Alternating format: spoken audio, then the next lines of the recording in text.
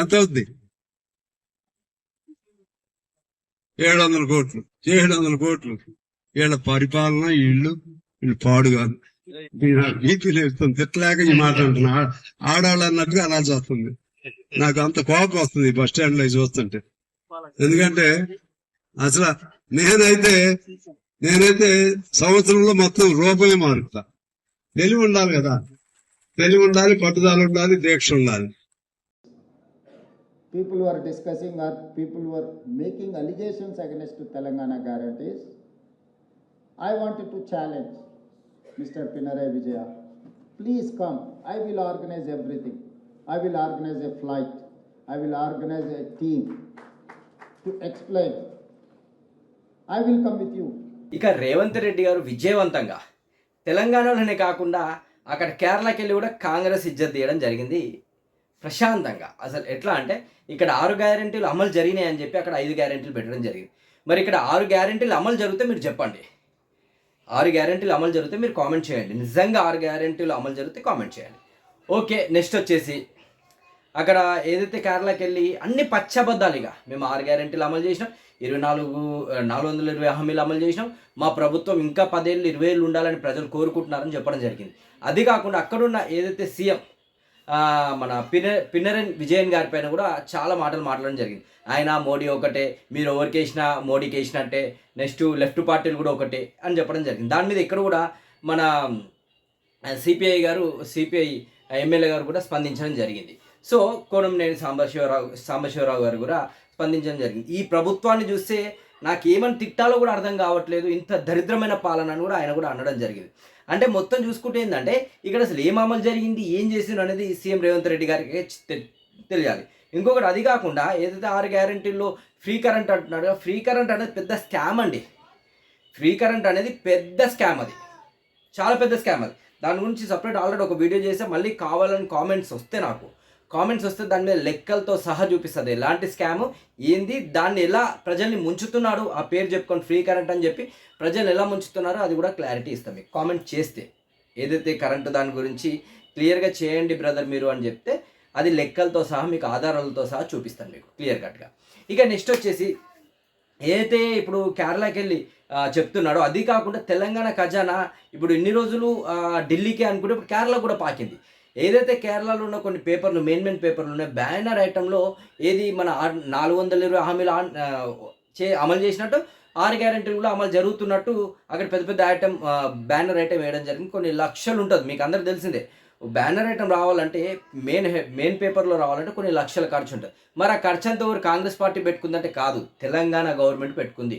తెలంగాణ గవర్నమెంటా తెలంగాణ కాంగ్రెస్ పార్టీ ఏదో తెలియదు, మొత్తానికి తెలంగాణ వచ్చే ఖజానే అటు కూడా వెళ్ళడం జరిగింది. మరి ఇవన్నీ చూసుకుంటే నిజంగా అమలు జరుగుతున్నాయంటే మీరు కామెంట్ చేయాలి. ఇప్పుడు ఏదైతే 6 గ్యారెంటీలో కరెంటు అందరికి వచ్చినట్టు, అందరికి ఎవరికి రాలేదు, అందరికి వచ్చినట్టు చెప్పినారు, అలా సగం మందికి రాలేదు. మళ్ళీ అందులో స్కామ్, ఒక రకమైన స్కామ్. ఇక నెక్స్ట్ వచ్చేసి 500 గ్యాస్ ఓన్ పడట్లా కదా, 30 రూపాయలు 40 రూపాయలు ఎవరైతే పైకి గ్యాస్ ఎత్తుకొస్తాడో ఆ 20-30 రూపాయలు కూడా వాళ్ళకి ఇవ్వాల్సి వస్తుంది. అది కూడా ఒక బిస్కెటే కదా. ఇక 2500 అక్కడనేమో 2000 ఆల్రెడీ పింఛన్ ఇస్తున్నారు, అక్కడ 2000 కాదు మేము 4000 ఇస్తామని చెప్తున్నారు కాంగ్రెస్, ఏది మన రేవంత్ రెడ్డి గారు. ఇక్కడ 4000 వచ్చినోనికే దిక్కు లేదు, 6000 చేస్తా అన్నారు, 2000 వాళ్ళకి 4000 చేస్తాను, ఇక్కడనే దిక్కు లేదు. మరి అక్కడ చేస్తారంట, మరి అక్కడ ఎట్లా చేస్తాడో నాకు తెలియదు రేవంత్ రెడ్డి గారు. ఫస్ట్ మన స్టేట్లో మన దగ్గర కావాలి కదా. అది కాకుండా అక్కడ స్కూల్కి వెళ్ళే ప్రతి ఒక్కరికి కూడా 2000 రూపాయలు ఇస్తామంటున్నారు. ఇక్కడ ఆల్రెడీ మనకు ఏది కాలేజీలోకి వెళ్ళే అమ్మాయిలకు ఒక స్కూటీ ఇస్తామని చెప్పారు, గృహిణులకు 2500 ఇస్తా అన్నాడు. ఇక్కడ 1 రూపాయి కూడా ఇవ్వలేదు, ఎవరికి ఇవ్వలేదు, మళ్ళీ అక్కడ పోయి హామీలు ఇస్తా అన్నాడు. సో ఇలాంటి అన్ని పనికి మళ్ళీ మాటలు, ఏదో మేము గొప్పలు చేస్తున్నాం, మేము గొప్పలు చెప్పుకుంటాం అనేది తప్ప నిజంగా అన్నికి వాస్తవానికి ఏం లేదు. రేవంత్ రెడ్డి గారు ఏం చేస్తున్నారో తనకే తెలియదు. ఇక తన మీద ఏదైతే విజయన్ గారు అక్కడున్న సీఎం గారు మాత్రం చాలా భయంకరంగా అయితే సీరియస్ కావడం జరిగింది. సో నీ పాలన బుల్డోజర్ పాలన, మాకెందుకురా బాబు నీ పాలన, మాకొద్దు, నీ పాలన నీ దగ్గర నుంచుకో, 100 రెట్లు మీకన్నా మేము చాలా నయంగా ఉన్నాము. ఏదైతే గత 2 సంవత్సరాల్లో గెలిచిన తర్వాత 2 సంవత్సరాల్లో మీ తెలంగాణ మొత్తం అడుగంటిపోయింది, పాతాళంలోకి పోయింది, దాన్ని లేపుకొని ట్రై చేయి, అంతేగాని మేము అభివృద్ధిలో ఉన్న మా రాష్ట్రం దగ్గరికి వచ్చి నువ్వు గొప్పలు చెప్పడం ఏంది, నీ బుల్డోజరు నీ పాలన అంతా మా ప్రజలకు అందరు తెలుసు, మా కేరళ ప్రజలకు అందరు తెలుసు, మేము మహిళల సంక్షేమాలకు ఎంత ఖర్చు పెట్టాలో మాకు తెలుసు, మేము అంత ఖర్చు పెడుతున్నాము, మేము అందరం చాలా హ్యాపీగా ఉన్నాం, నువ్వు వచ్చి ఇక్కడ కొత్తగా చెప్పడానికి నీతులు చెప్పడానికి ఏం లేదు. ఏదైతే వెలుగుమట్లలో జరుగుతున్న సంఘటన ఉదాహరణ మా ప్రజలందరూ కూడా చూస్తున్నారు.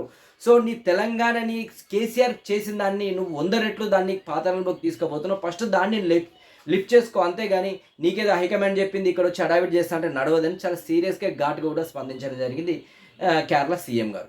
మరి నిజమా కాదా అంటే మీ అందరు తెలిసిందే కదా, వెలుగుమట్లలో ఎన్ని ఇల్లులు కూలగొట్టినారో 100 ఇల్లులు మీ అందరు తెలుసు. దాదాపు 450 కుటుంబాలు రోడ్ల మీద పడ్డాయి. వాళ్ళు ఒక్కొక్కటి భూదాన్ భూములు, వాళ్ళు ఫ్రీగా వచ్చిన భూములు. అది కాకుండా ఫ్రీగా వచ్చిన భూములు మొత్తం 64 ఎకరాలు ఏదో ఉంటుంది, 32 ఎకరాలు 31 ఎకరాలు వీళ్ళు కట్టుకోవడం జరిగింది. మరి మిగతా 30 ఎకరాలు ఎట్టుపోయింది అనేది కూడా దాని గురించి పట్టించుకోలేదు. ఎందుకంటే బడాబాబులు ఉన్నారు పక్కన, దాని వెనకాల బడాబాబులు ఉన్నారు, కానీ దాని గురించి మాట్లాడారు మన రేవంత్ రెడ్డి గారు. సో వీళ్ళ గురించి మాట్లాడతాడు ఒకటి గతి లేడు, వీళ్ళ గురించి ఫైట్ చేసాడు ఒకటి గతి లేడు అనుకొని ఇప్పుడు చేస్తున్నారు. ఇంకా వాళ్ళు ఇప్పటికి కూడా దాదాపు 2 నెలలు కావస్తుంది, ఇప్పటి కూడా వాళ్ళకు క్లారిటీ లేదు. వాళ్ళ బతుకు జీవితానికి ఒక ముగింపు కూడా లేదు. ఇంకా వాళ్ళు అక్కడెక్కడ చెట్ల కింద బతకడము, అదే బతుకు వాళ్ళ బతుకు. అంటే ప్రజల గురించి, సామాన్యుడి గురించి ఈ తెలంగాణలో పట్టించుకునే నాదులు లేడు. ఇప్పుడు కనీసం బీఆర్ఎస్ వాళ్ళని పోయి అన్నదానం చేయడము, వాళ్ళకి భోజనాలు టిఫిన్లు ఏర్పాటు చేస్తే వాళ్ళని అరెస్ట్ చేయడం, లేదంటే వాళ్ళని బెదిరించడం. ఎక్కడ రాజ్యం ఇది? ఎక్కడ రాజరికం? నాకు అర్థం కావట్లా. మనం తెలంగాణ రాష్ట్రంలో ఉన్నామా లేదంటే తెలంగాణ సంస్థానంలో ఉన్నామా అర్థం కావట్లేదు. గతంలో గడిల పాలన, దొరల పాలన అన్నాడు, మాకు అదే మంచి అనిపించిందేమో ఎంతో కొంత. ఎందుకంటే ఒక 4 ఇల్లులు ఇచ్చింది తప్ప కేసీఆర్ ఎవరి ఇల్లులు కూల్చలే. మరి ఈ రోజు రేవంత్ రెడ్డి గారు మాత్రం అదే పనిగా పెట్టుకున్నాడు, ఇంకే పని పెట్టుకోలేదు, కూల్చడం ఒకటే పని అనమాట. సో ఇక్కడ ఏం చేయాలి అంటే సొంత తల్లికి ఏం చేయలేను, కానీ పిన్నమ్మకు వెండి గాజులు తొడుగుతాడు అట్లుంది. సొంత రాష్ట్రానికే అంటే వాస్తవం సొంత రాష్ట్రానికి చేయడు రేవంత్ రెడ్డి, కేరళకి చేస్తాడేమో కానీ సొంత రాష్ట్రానికి చేయడు. ఎందుకంటే తెలంగాణ రావడం ఇష్టమే లేదు కదా రేవంత్ రెడ్డి. నై తెలంగాణ అనే వ్యక్తి అయినా జై తెలంగాణ అనే వ్యక్తి కాదు. ఇక ఆయన అదృష్టం ఏమో కానీ నై తెలంగాణ, మాకు అసలు తెలంగాణనే వద్దురా బాబు అన్న రేవంత్ రెడ్డికి ఇప్పుడు తెలంగాణ సీఎం అయి కూర్చుండు. మరి అది ఎవరు అదృష్టమో ఎవరు దురదృష్టమో మీరు కామెంట్ రూపంలో చెప్పండి. సో మొత్తం నేను చెప్పింది మీకు కరెక్ట్ అనిపిస్తే కామెంట్ చేయండి, లైక్ చేయండి, షేర్ చేయండి. Thank you.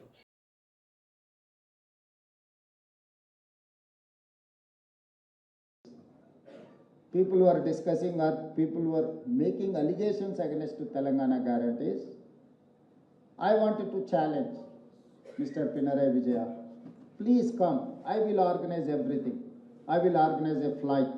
I will organize a team to explain. I will come with you. Otherwise, my manifesto committee chairperson is here, Mr. Sridhar Babu, who is holding now IT and Industries Legislative Affairs Minister. I will ask my minister to accompany with you and your team. Come and see in Telangana how we are implementing our 6 guarantees. We have 21,000 farmers loan, 25,35,000 farmers have got benefit with this 21,000 crores loan wave.